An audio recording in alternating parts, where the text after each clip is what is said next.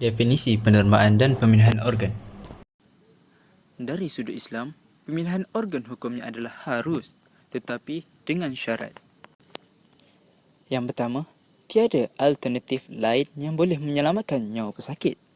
Yang kedua pula, tidak mendatangkan mudarat yang lebih besar kepada penderma dan penerima organ.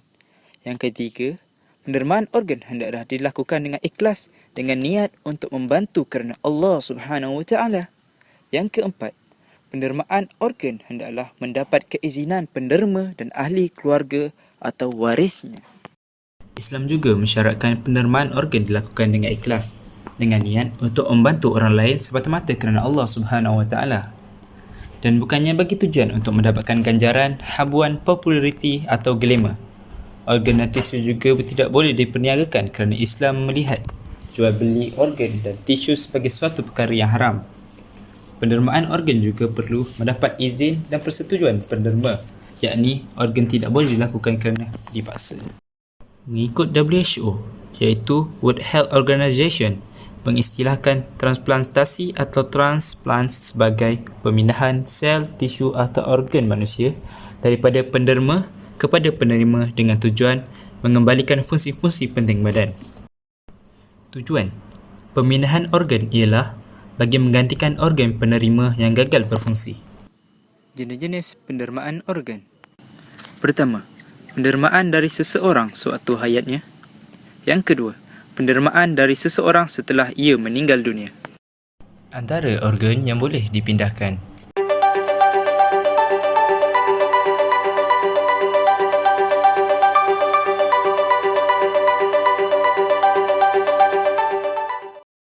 Hukum transplant berdasarkan kaedah fiqh. Segala urusan mengikut tujuan, iaitu tidak dilakukan dengan niat dan menghina atau menyaksa mayat. Selain itu, tujuan pemindahan adalah untuk menyelamatkan nyawa pesakit. Kemudaratan perlu dihilangkan, iaitu menghilangkan kemudaratan yang lebih besar. Contohnya, tidak membiarkan pesakit meninggal dunia. Kesukaran memberi kemudaratan, iaitu syarat memberi kelonggaran dalam darurat. Selain itu, membenarkan perkara yang haram dengan syarat tidak ada pilihan yang halal baginya. Syarat-syarat pengharusan menjalani pemindahan organ. Dari sudut Islam, pemindahan organ hukumnya adalah harus, tetapi dengan syarat. Yang pertama, tiada alternatif lain yang boleh menyelamatkan nyawa pesakit. Yang kedua pula, tidak mendatangkan mudarat yang lebih besar kepada penderma dan penerima organ. Yang ketiga, pendermaan organ hendaklah dilakukan dengan ikhlas dengan niat untuk membantu kerana Allah Subhanahu Wa Taala.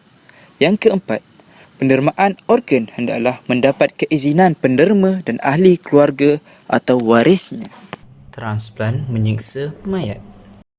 Pertama, transplant bertujuan memelihara nyawa yang merupakan salah satu daripada maqasid syariah. Yang kedua, transplant bukan dilakukan dengan niat jahat. Sebaliknya adalah pilihan terakhir bagi menyelamatkan pesakit.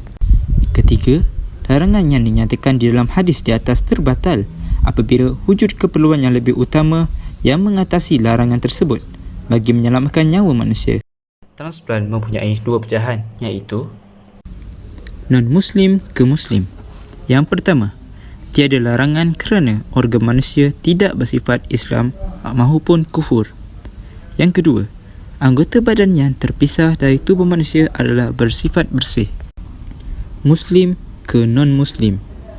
Pertama, non-Muslim iaitu mereka yang memberi tak setia kepada negara dikenali sebagai kafir zimmi, iaitu mereka wajib dilindungi, dibantu dan diselamatkan apabila kesusahan. Yang kedua, tidak dibenarkan untuk diderma non-Muslim yang jelas musuh Islam. Jenis-jenis pemindahan organ. Berdasarkan jenis organ, pertama, autograf. Yang kedua, isograf. Yang ketiga, holograf. Yang keempat, xenograf.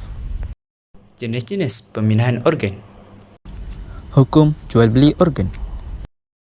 Kebanyakan ahli fiqh telah mengharamkan jual beli organ atau anggota badan manusia kerana jasad manusia dan anggota badannya bukanlah barang jualan yang boleh dijual beli.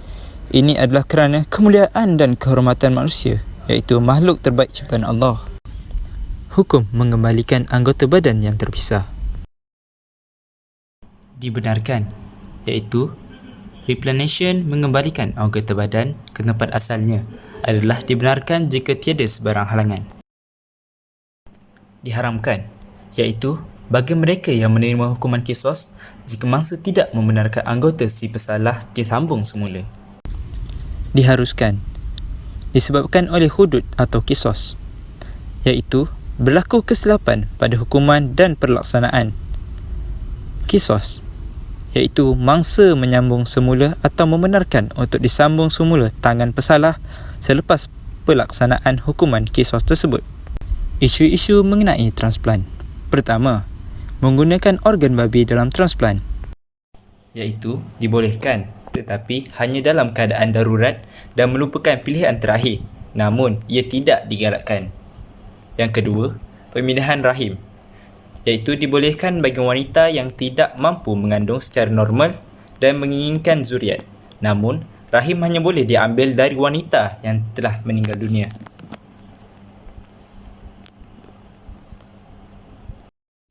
Ketiga, membelah perut mayat wanita mengandung, iaitu kebanyakan ulama mengharuskan membelah perut wanita mengandung, namun kandungan haruslah melebihi 6 bulan dan mempunyai kemungkinan yang tinggal itu hidup. Yang keempat, pemindahan ovarium atau testis, iaitu pemindahan jenis ini diharamkan kerana akan mengacau bilaukan nasab. Nasab mempunyai kedudukan yang tinggi dalam Islam dan merupakan salah satu dari 5 maqasid syariah. Yang keempat, pemindahan ovarium atau testis, iaitu pemindahan jenis ini diharamkan kerana akan mengacau bilaukan nasab. Nasab mempunyai kedudukan yang tinggi dalam Islam dan merupakan salah satu dari 5 maqasid syariah. Fatwa mengenai transplant. Pertama, Fatwa Kebangsaan Malaysia. Pemindahan jantung dan mata orang yang telah meninggal dunia kepada orang yang masih hidup adalah dibenarkan, iaitu diharuskan dalam Islam. Kedua, Fatwa Majlis Ulama Islam Singapura mengharuskan transplant dalam keadaan darurat dengan tujuan menyelamatkan nyawa. Yang ketiga, Majlis Syariah United Kingdom menyokong dan mengiktiraf transplant sebagai cara merawat penyakit atau menyelamatkan nyawa bersandarkan prinsip-prinsip syariah darurat, mengharuskan perkara yang dilarang. Yang keempat, Dr. Yusof Al-Qardawi mengharuskan transplant dalam keadaan darurat dengan syarat tidak membawa kemudaratan besar kepada penerima. Memahami isu derma organ. Adakah pendermaan organ sama dengan menyiksa mayat? Dengarkan beberapa pendapat tokoh agama di Malaysia. Dalam isu seperti ini ada sedikit perbezaan. Memang pada asalnya dalam nas hadis Rasulullah SAW menyebut kasrul mayyit ka kasril hayy, memecahkan mayat itu sama seperti memecahkan orang yang hidup. Akan tetapi dalam isu pendermaan organ ini adalah isu berkenaan dengan pengecualian dalam bentuk memberi pertolongan kepada seseorang itu. Jadi saya melihat dalam isu seperti ini, walaupun menjadi hujah kepada mereka yang tidak membenarkannya, tetapi bagi mereka yang membenarkannya, mentakwilkan dan menggunakan beberapa kaedah dan nas-nas yang lain. Kalau itu tadi tujuannya adalah tujuan kebaikan untuk menyelamatkan manusia, dia tidak termasuk penyiksa mayat. Tidak termasuk dalam menyiksa mayat.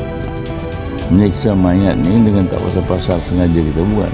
Kalau seorang itu tertelan, dia telan rantai, dia mencuri, atau dengan rantai itu dia mati, boleh dibelah, bawa keluar rantai.